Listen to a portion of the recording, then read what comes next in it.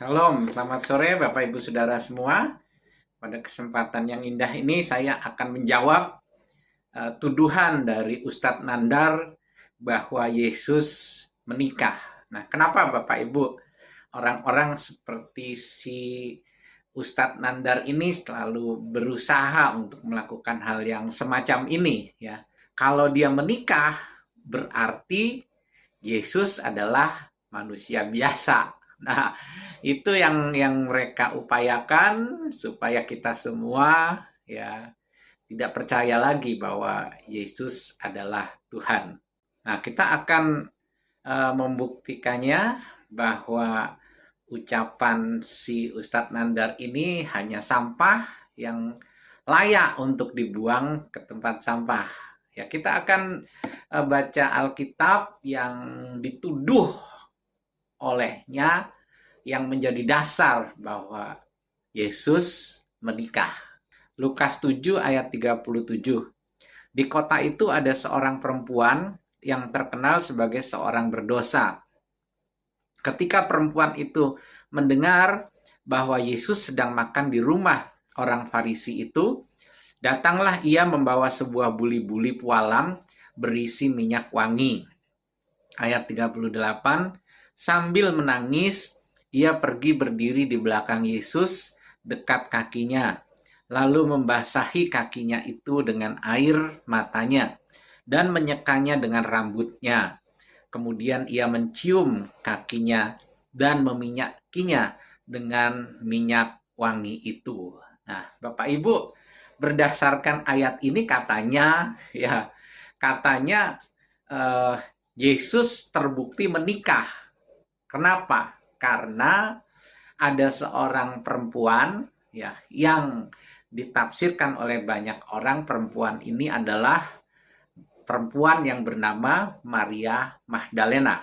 Nah, Bapak Ibu, perempuan ini atau Maria Magdalena adalah perempuan yang terkenal reputasinya sebagai seorang pendosa. Nah, Bapak Ibu, kemudian si Ustadz Nandar berkata bahwa tentu si Maria Magdalena ini adalah istri dari Yesus. Alasannya kenapa? Kalau Maria Magdalena bukan istrinya, tentu dia tidak bisa meminyaki atau mengurapi kaki Yesus. Nah, kita akan menjawabnya dengan santai-santai saja. Ya, Bapak Ibu, yang pertama coba kita pikirkan ya.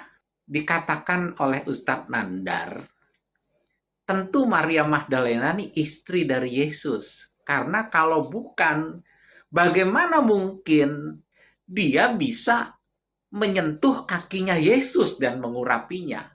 Nah, jadi Bapak Ibu, alasan mengurapi kaki Yesus itu dijadikan alasan atau kesimpulan bahwa Maria tersebut adalah istri dari Yesus.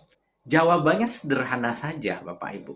Kalau Maria Magdalena istrinya Yesus, kenapa dia harus mengurapi kaki Yesus di muka umum? Untuk apa dia ngurapin Yesus di muka umum? Orang setiap hari dia ketemu Yesus, di rumah ketemu dengan Yesus, di kamar ketemu dengan Yesus, dimanapun ketemu dengan Yesus. Nah, sekali lagi, kenapa kok dia harus mengurapi kakinya saat Yesus diundang di sebuah jamuan makan?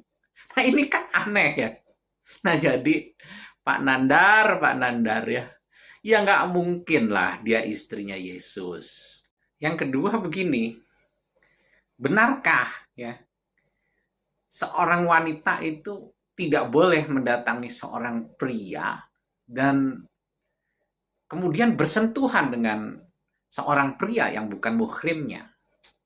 Bapak Ibu Saudara, kalau kita membaca dari kisah Rut ya, di kitab Rut 3 dari ayat 7 dan seterusnya, di situ kita akan mendapatkan satu cerita di saat seorang yang bernama Boas sedang tidur di sebuah pengirikan. Nah, kemudian apa yang terjadi?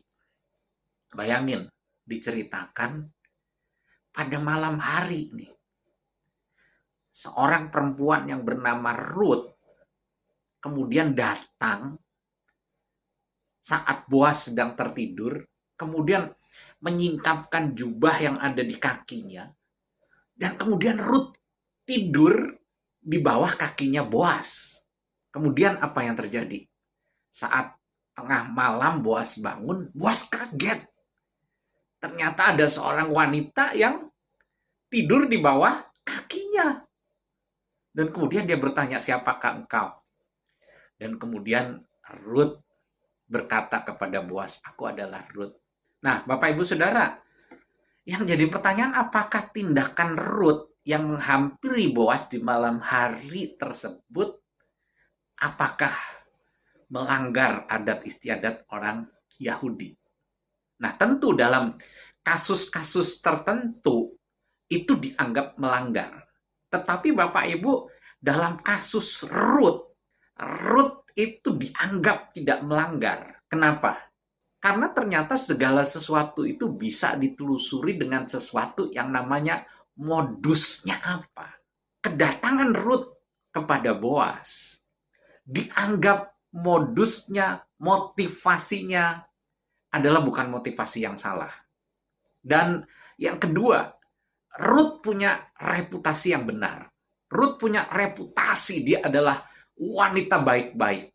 Jadi tidak ada satu orang pun yang menuduh bahwa Ruth punya motivasi yang tidak baik. Jadi Bapak Ibu Saudara, hukum dan adat istiadat Yahudi pun tidak hantam kromo. Semua bisa dilihat dari modusnya apa, tujuannya apa. Nah, Bapak Ibu, sama juga saat Maria Magdalena datang kepada Yesus. Kita bisa ngelihat di situ.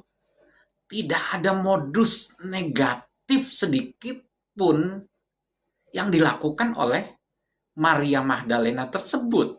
Karena dia melakukannya. Lihat, di tengah-tengah orang banyak. Di saat perjamuan makan terjadi. Dan Maria Magdalena tidak melakukannya di tempat yang tersembunyi seperti yang dilakukan oleh Ruth. Makanya Bapak Ibu Saudara, saat hal itu terjadi, apa yang terjadi? Orang-orang Farisi tidak mengkritik tentang muhrim atau bukan muhrim. Nah, apa penilaian Yesus terhadap Maria Magdalena tersebut? Lukas 7 ayat 47. Sebab itu aku berkata kepadamu, dosanya yang banyak itu telah diampuni, sebab ia telah banyak berbuat kasih. Tetapi orang yang sedikit diampuni, sedikit juga ia berbuat kasih. Jadi Bapak Ibu, Yesus sendiri menegaskan ya, motivasi, tujuan, modus dari Maria Magdalena ini saat ia mengurapi kakinya. Tujuannya apa? Tujuannya karena ungkapan kasih. Kenapa? Karena dia merasa dosanya yang besar itu sudah diampuni. Makanya karena dia mendapatkan pengampunan dari Tuhan, makanya kemudian dia mengurapi kaki Yesus dengan air matanya, dengan minyak wangi yang harganya mahal. Sekali lagi, itu sebagai ucapan kasih atau ungkapan kasih karena dosanya sudah diampuni. Nah, sekarang yang ketiga ya.